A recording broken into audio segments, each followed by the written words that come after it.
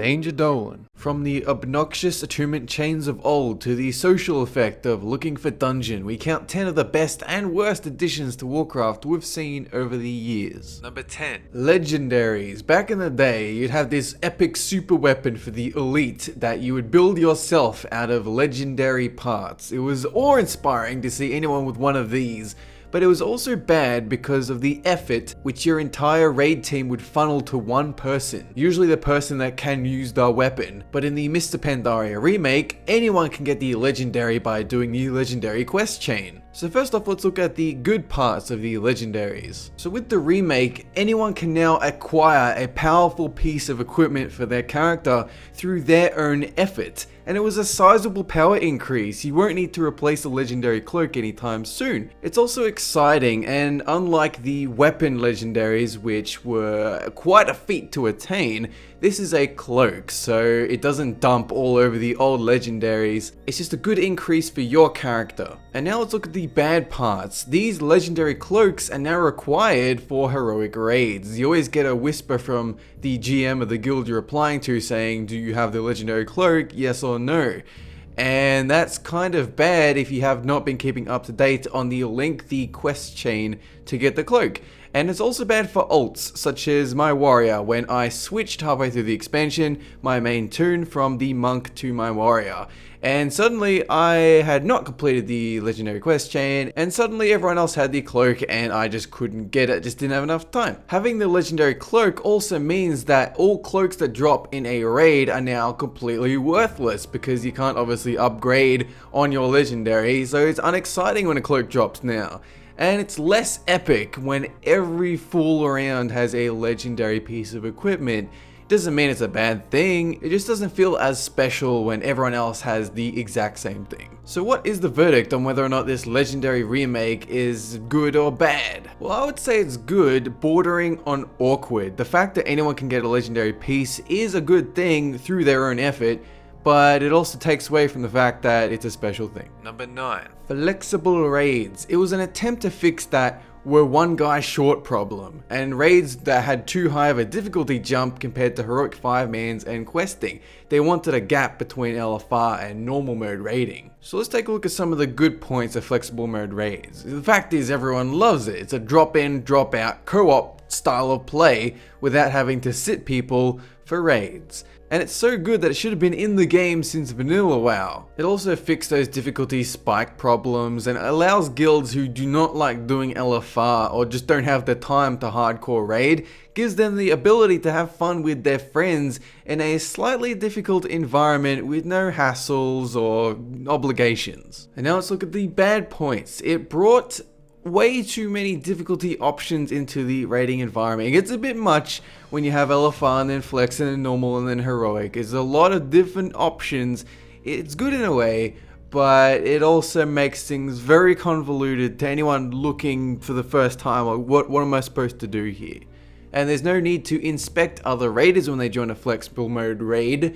Well, you can if you want, but most people just invite anyone that has a certain eye level threshold, and if those people can't perform, they haven't read up on the fights, then that slows down progress for everyone else. But apart from that, there's nothing else really bad about flex mode raiding. It's just a good thing. So the verdict is, it's a very good addition to the game. Number 8. Removing attunements. Back in vanilla and TBC, you had to go through complex quest chains and earn keys, a rite of passage through lesser raid content to prove yourself worthy in order to do the new flashy 25-man raids, so you'd have to actually unlock your way into the big raids. Now I have a comment here from Mr. Lowrider who gives his thoughts on removing attunements. I'm sorry, but I love the attunement quests. I like to see some story before I go into a raid. Example was the whole Onyxia chain where you go save Marshal Windsor. Then you call out Onyxia in Stormwind and fight the Black Dragons with Bolvar. Marshal Windsor dies, so you go kill one of Onyxia's Black Drakes to get into her lair. That was fucking epic. Now the thing is, they should only be done once per character and be account bound so you don't have to repeat them. Something like do these 3 scenarios before you can enter this raid would be a good addition. So let's take a look at some of the good points about attunements. It encouraged you to do the lesser and the older content to prepare for the new flashiness, so you didn't go immediately to the final level of a game. For the most part, it also scoured the newbies looking to coast through the ultimate raid, and it kept the pros together, a tight-knit team that knew what they were doing and had proved themselves through all this other content to be where they are now. It also made new content feel more epic because of that rite of passage through all of this other content. Like when you finally make it into Naxxramas and you know that barely anyone in the world has been there, you just feel awesome. And now let's take a look at some of the bad points. Attunements acted as a wall. In the Burning Crusade example, all the newbies got held back in Karazhan, while the big guilds who had managed to clear everything else progressed to Sunwell because they had done all the attunements, their characters were beefed up with gear, and they could actually get there. So people that were casuals, really, if they didn't have enough time to raid, then they couldn't exactly attune all of their friends to join them in some raid. And it was also a pretty bad time for alts, because you can't attune every single alt for every single raid. It could have been solved, as Mr. Lowrider says, by account-wide attunements. So the verdict is, attunements are good, but only if they are adapted into the game intelligently, so that they don't act as a wall, they're just prerequisites, little prerequisites that don't take much time, but inform you of the story and prepare you for what to expect. Number 7. Dailies. These were introduced in the Burning Crusade, and they were made infamous at the start of Mr. Pandaria, since they were injected into the game really hard. And you actually had to do them every day in order to get gear to be able to raid. It was horrible, no one liked doing it. Anyway, let's look at the good points of dailies. They were good for people that enjoy questing, and especially at endgame, because there's really not much of that at that point. And they also want to earn money instead of experience, a lot of gold, and also reputation, doing stuff, in the world, actually going out and exploring and that kind of nonsense. Whereas today you just stay in your main hub and you just queue for stuff and all of that.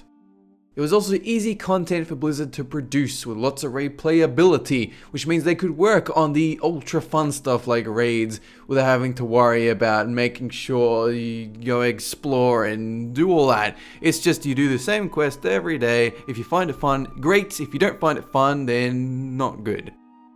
Dailies were also a nice way to send people off to explore and find dynamic content, like in Timeless Isle, but we are only just starting to see that mindset form, so it's difficult to comment, but it is looking bright as long as they structure it just like Timeless Isle, where it encourages you to go out and do stuff. Well, that's good. It's good with me. It's fun.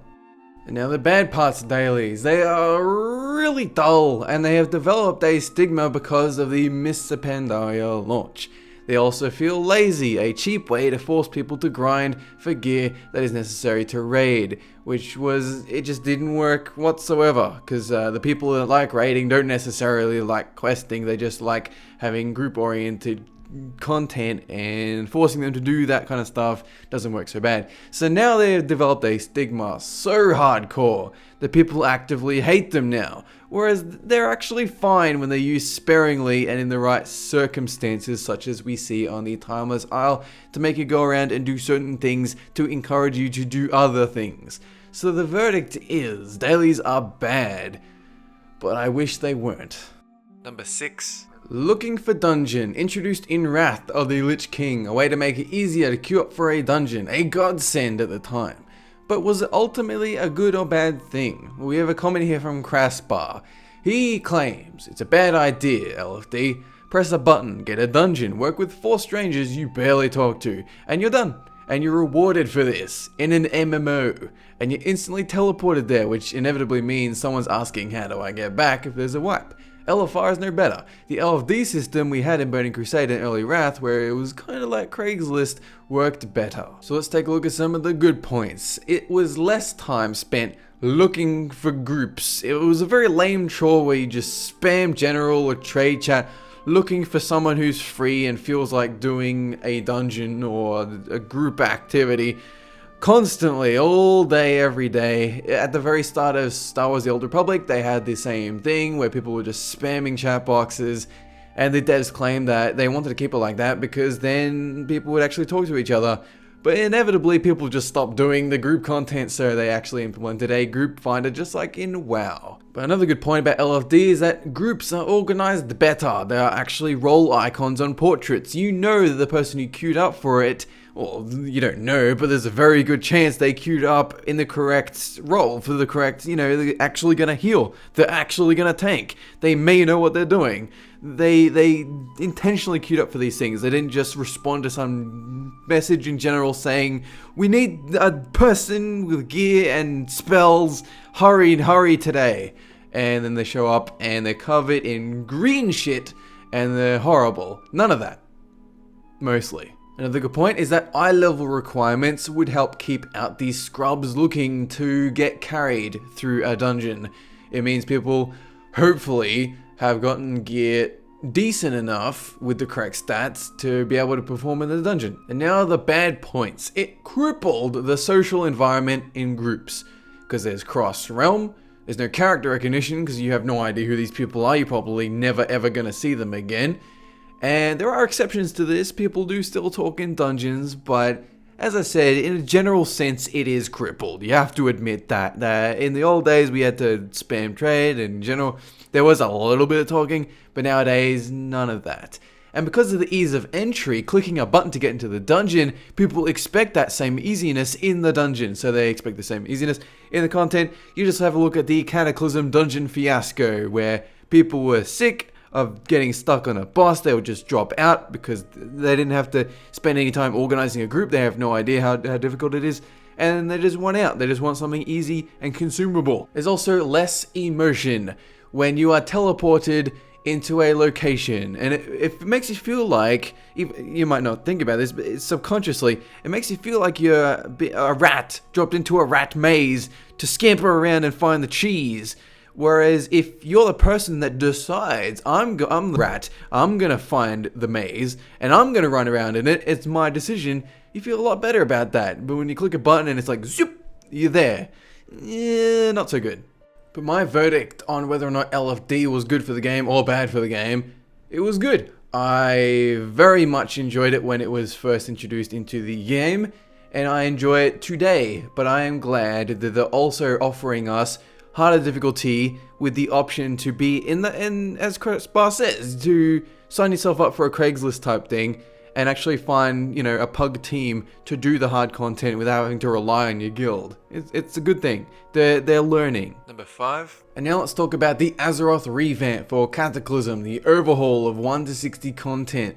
It was a mixed reaction for a mixed expansion. So let's start off with the good points. It was a significant improvement. Before, in Vanilla through Wrath, you just get abandoned quest-wise from level 30 onwards. You would have a lot of trouble actually finding places to find quests that were decent, that didn't take you 5 miles off in some direction. So it improved it a lot in that respect. And there were a lot more storylines. So you got Cho'Gall in Farahlon. You have Sylvanas and Silverpine. You had encompassing stories that span the entire zone, which was very good. Whereas before, it was just random Kobold Cave, kill them. Spiders, oh no, spiders, kill the spiders. They also had sweeping zone fixes and smooth leveling lines, so you didn't have to travel across half the world. You would just go from one location to the very next location. So you'd go from Southern Barrens to Thousand Needles and then down to Tanarus. It was good. And now let's take a look at some of the bad points. It was streamlined to the point that there's no sense of mystery or exploration in the world left. You're just along for a theme park ride in each zone, like Stone Talon, where you have to go through each quest, and then the hub expands and things happen. And there's location explosions and things. Whereas in Vanilla, you would just go exploring a bit and you'd find some really cool secret location, or you'd find a new town that you had no idea about the first time you played through. And then of course, some zone overhauls were not so good, like Thousand Needles, or they were just too different from their originals, like Ajara. And this happened so frequently, and there were some zones that weren't even really touched, like Silithus, and it was not the best. You just kind of felt like some of it was rushed, some of it was not well thought out, and it made the whole world feel very mishmash. So my verdict is it was a very good implementation to the game, but they didn't exactly complete it in my view. I wish they would just go in with a patch and actually fix up some of the problems that they left behind, but I don't really see that happening because no one really liked the Azeroth revamp too much. Number 4. Transmog, changing armor to look like something else. We have a comment from Veldrin. I love Transmog like everyone else, but I think it serves to put less pressure on the artist to make cool and desirable gear for new content. Seriously, everyone goes for the T4, T5, T6, but who the hell transmogs to T10, etc.? Sure, it happens sometimes. Maybe it's the difficulty in obtaining that stuff compared to old raids. I mean, if everyone's just going to transmog to old art, why bother making anything more than functional for new content? Don't get me wrong, the new armor is good, but much of it's not WoW-like. It's almost too intricate, too dark, too primal, too serious. Sometimes you can't tell what's going on, or it's just unappealing. It looks more like something I would mod into Skyrim. Looks good and practical, but for WoW, I'd rather have my helmet with antlers, or my pauldrons with lightning, or my Naru axe. Now let's take a look at some of the good points of Transmog. It added a whole new dress-up element to the game for people who really care about what their character looks like. And old armor models, forgotten back in the day, have come back into fashion. And so some of that old artist's work is not in vain anymore, it's not forgotten. And furthermore, people who keep the same armor transmog stand out, a reflection of their player. Just look at Swifty or just look at Hobbs. They have the same armor, you know them instantly because they're the only ones that wear it. And now some bad points. They removed that guy is epic feeling from fully tiered plays where you're standing around a major city, some dude runs along with his full tier 2 and you're like, damn, he's cool. That's just gone. And people can now wear silly or out of place armor in raids. It hurts immersion a little, although I guess you could say the same thing for leveling clown suits where you have all mishmash of all kinds of stuff and you wear it and it's all weirdly colored and you can't unify all the colors there. And like Veldrin says, the new armor doesn't matter so much since we want crazy cool unrealistic armor where the shoulder pads stretch out, you know, for miles. So my verdict is, it is good that Transmog is in the game. It's an unexpected hit, honestly. But I do feel bad for the artists that are currently working on the armor. I mean, if a lot of people aren't going to wear it, like they immediately transmog to something else, it's not good. It's not great. Number 3, boosted level 90s. Oh yes, in preparation for WoD, you can boost your level 1 to level 90 for buying the expansion, or you can pay $60 and just do it as many times as you want. So let's start off with the good points. It lets old players who haven't played in a while jump straight back into the game. As soon as WoD releases, there's usually media hype and people just want to start playing. But if you haven't got a level 90, then you don't know, what are you going to do? You know, you can buy a character off eBay, but now you have the option to just get a character straight to level 90 and just play with friends. And also, the grind to level 100 doesn't look so far away now, since, you know, all the greatest content is at endgame where all of your friends are. So you don't want to spend months grinding all the way to level cap just to experience the fun part. And if your guild needs another class for, say, a raid, like you're just all gearing up to actually raid for the first time, and you realize we don't have a warlock. Gary, can you please level up get rid of your monk, no one wants your monk, get a warlock. Buy a warlock right now, use your own money, and get to level cap and gear up, and you can help us, give us health stones, and then just get out. So in that sense, it works. And now for the bad parts. It is a band-aid on the whole leveling sucks wound, since we can now blaze up to level cap, and they're not really willing to create this hard mode leveling experience, so this is just a way to boost everyone straight to the fun part. Another bad point is that MMOs are complex, and if a newbie comes along who, say, hasn't really played MMOs that much, they might just get overwhelmed by having an instant level 90. And you can already really see that when you do LFR today, because you can actually boost all the way to level 90 right now, and you can do LFR, and it's a horrible experience. Maybe they should have waited for Warlords or DRAENOR to be imminently about to launch. I guess maybe there's some kind of a marketing reason, but damn, has it's kind of scarred everyone internally. It is also a dangerous first step towards a pay-to-win WoW. And what I mean by that is that they just remove grinds like gearing up, like getting reputation. They just give you an option to spend a little money and just get it done today. And in that sense, that's not good, since we're already on a subscription model and we should be getting all this stuff anyway. But that is just speculation. So my verdict on whether or not boosted level 90s work, I think they are, at the end of the day, good. They work as a band-aid. But there are a lot of reasons against it. But when you sum it all up, they're still good. Number 2. Pandaria. Did the great experiment succeed or fail? Do you need established lore or a mature war theme to sell an expansion? So let's take a look at some of the good points of MOP. It was a nice break from all the grim dark villain-led expansions like Illidan, Arthas, and then Deathwing. Finally we have some kind of a different tone going. And it was a surprisingly enthralling story progression with, say, Jaina, Garrosh, and the Siege of Orgrimmar that no one really could see coming.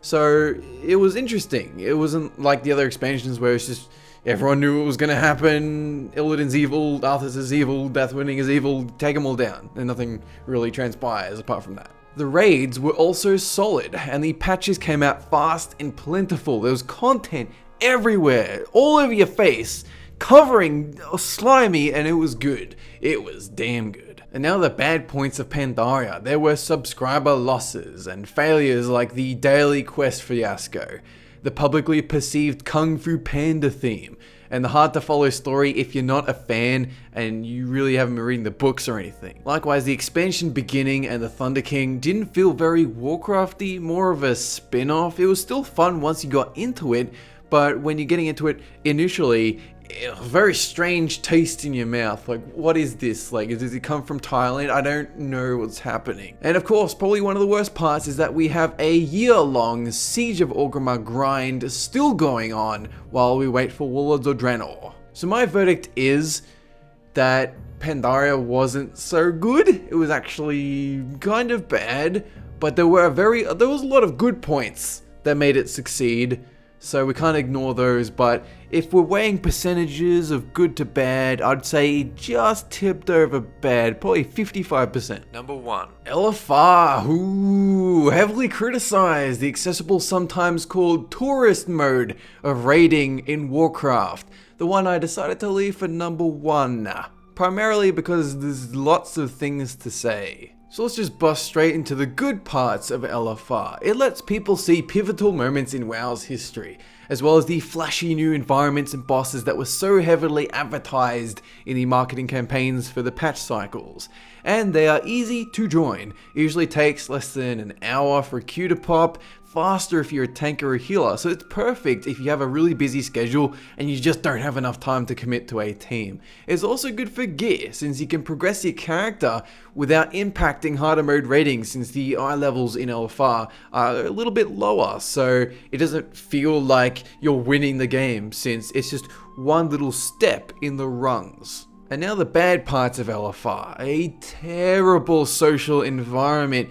Trying to get answers and get people to do things is so awkward, and it's difficult to strategize with strangers, so naturally every boss fight turns into a one-strat cheese mode, and that ruins the epicness of challenging raids, the flex and normal and heroic, since you can see the entire raid within weeks of a patch launch. That's how people usually experience the content, because you can either read up on a fight, or you can do LFR and see all the mechanics, not in the traditional sense, but you can see basically how it goes. So people just feel obligated to get in there and do these crappy fights. And then new players might feel no incentive to progress further following LFR, because they've seen all the content. Why should I progress further? Unless your friends are saying, we need your help. Like, you're decent. You're decent in this game. We need you to help us kill this boss today.